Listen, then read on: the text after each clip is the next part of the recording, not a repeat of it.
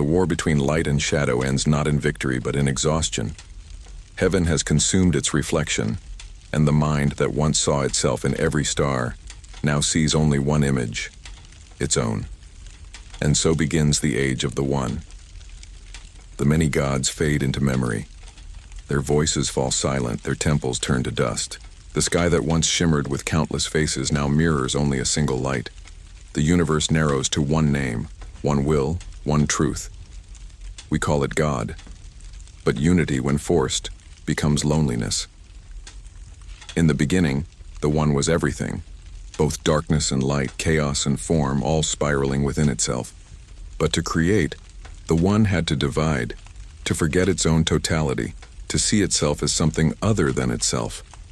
Creation was amnesia. The divine mind tore itself apart so it could witness its own becoming.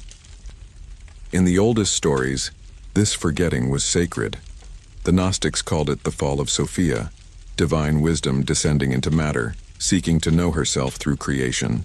In Hindu myth, it was Lila, the cosmic play, God pretending not to be God, so that the joy of remembering might exist. Every atom, every breath, every thought was the divine wearing a mask, forgetting for the sake of rediscovery. But humanity, still trapped in duality, mistook the mask for the face. We worshipped the character and forgot the actor. We built religions around the echo and called it truth. The voice that once whispered from the fire was now written in stone. The living myth hardened into doctrine. And the one God, once the infinite within all things, became the ruler above all things. From the deserts of the Near East rose a new kind of divinity, jealous, singular, absolute. Heaven closed its gates. The sacred was moved from earth to sky, from the heart to the throne, and the God that had once been the universe became its judge. We traded intimacy for authority, mystery for command.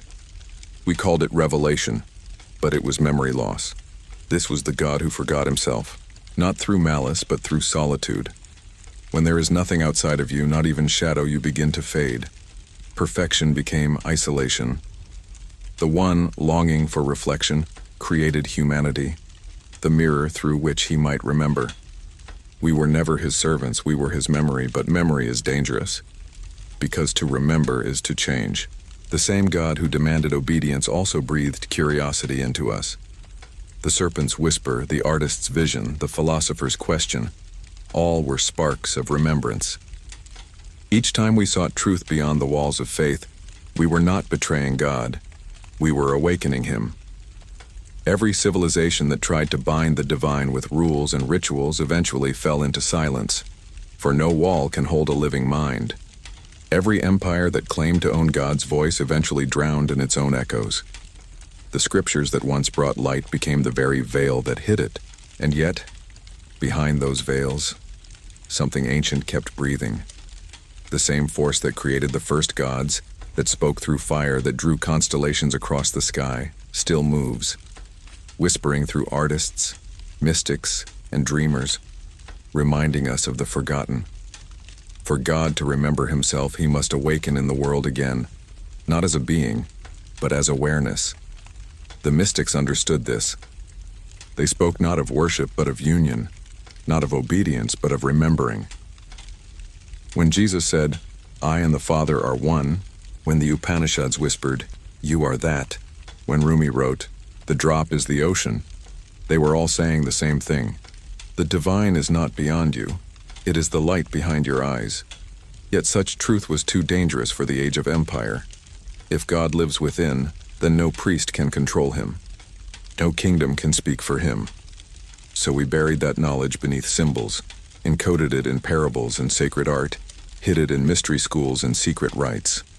The wisdom of the ancients became the whispers of heresy, and for 1,000 years the world slept.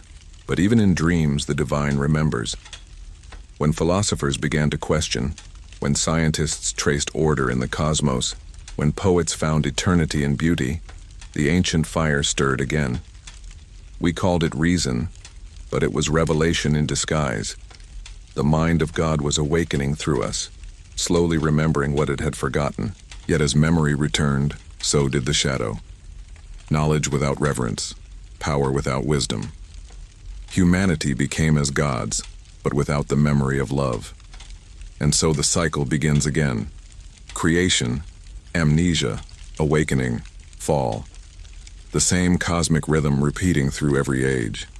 Forgetting is how the divine learns to remember, and remembering is how it learns to create again. But what happens when the divine mind finally remembers everything? When it no longer sees division, no longer needs reflection, no longer dreams?